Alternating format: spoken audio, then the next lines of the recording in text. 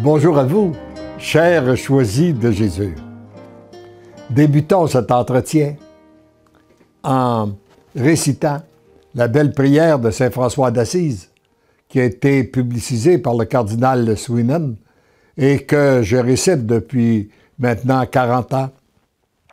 Seigneur, dans le silence de ce jour naissant, je viens te demander la paix, la sagesse, la force. Je veux regarder aujourd'hui le monde avec des yeux tout remplis d'amour, être patient, compréhensif, doux et sage, voir au-delà des apparences tes enfants comme tu les vois toi-même et ainsi ne voir que le bien en chacun.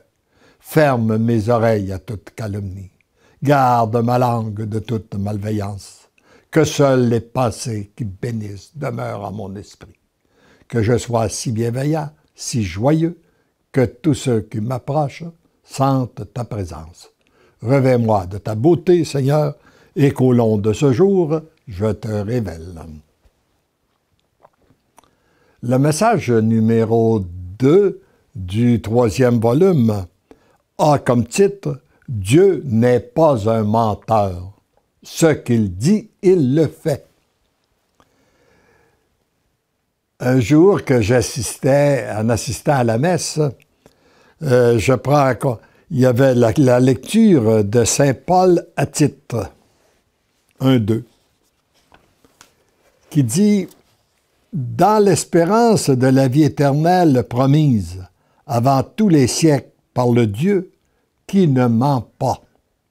Donc, ce qu'il dit, il le fait. » Alors, c'est à partir de cette parole de Dieu que j'ai repris la lecture des deux premiers volumes pour le bonheur des miens, mais choisi Jésus. Pour découvrir aujourd'hui qu'il a fait ce que j'avais écrit de bonne foi, sous son inspiration, mais dans l'ignorance des conséquences. Alors, nous étions à ce moment-là au 10 avril de l'an 2000. Et quand je relis aujourd'hui encore ces livres-là, je me rends compte que tout ce qu'il a dit, il le fait. Alors, voici quelques exemples. Dans le message numéro 1, à la page 17, « Je voudrais que tu gardes un cahier à ta portée pour continuer à écrire ce que je veux t'enseigner dans le futur, car j'ai besoin de toi. » À ce moment-là, je ne savais pas si j'allais être inspiré ou non. Aujourd'hui, je suis à compléter mon 6e cahier. Il l'a dit, il le fait. Le numéro 4 de la page 21. Tu seras mon berger pour mes brebis qui se sont éloignées de moi et qui désirent entrer dans ma bergerie. J'utiliserai ton cœur pour qu'elles se sentent aimées et comprises. Je n'avais aucune idée comment cela pouvait se faire. Présentement, je reçois beaucoup de témoignages venant confirmer cette parole. Ça, c'est qu'est-ce que j'écrivais en l'an 2000.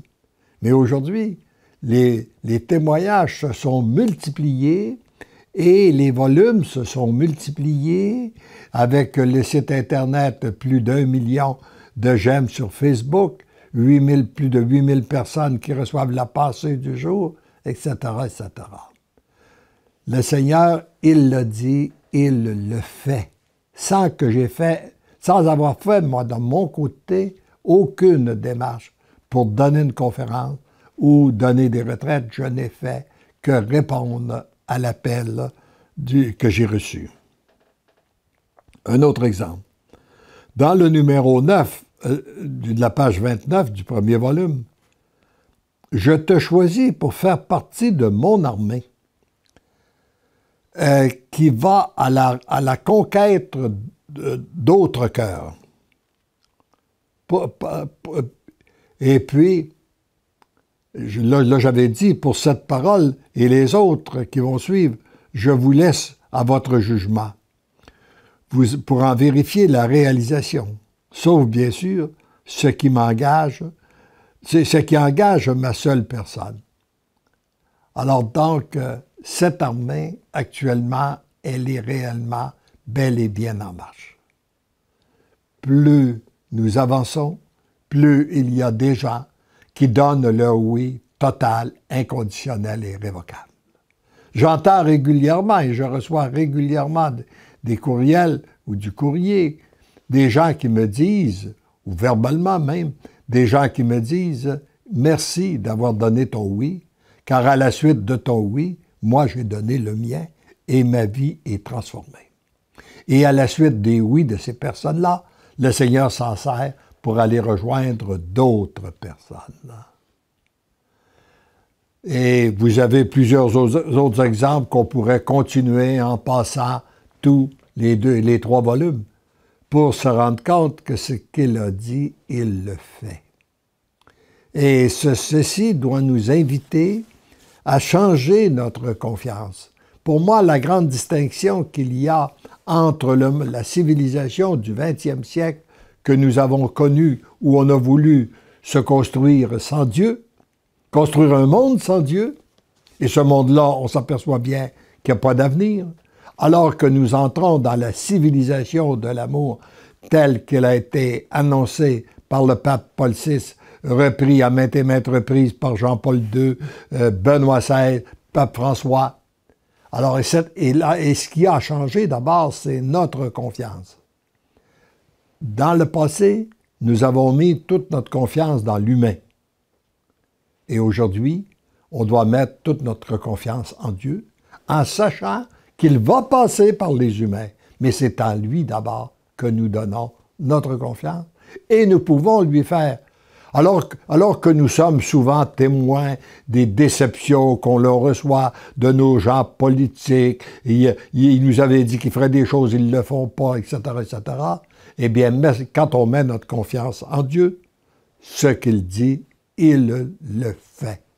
Et rendons-lui grâce et demandons une foi plus profonde, une foi réelle, et donnons-lui toute la place dans nos vies, et nous serons toujours de plus en plus témoins de son agir en nous, autour de nous et à travers nous.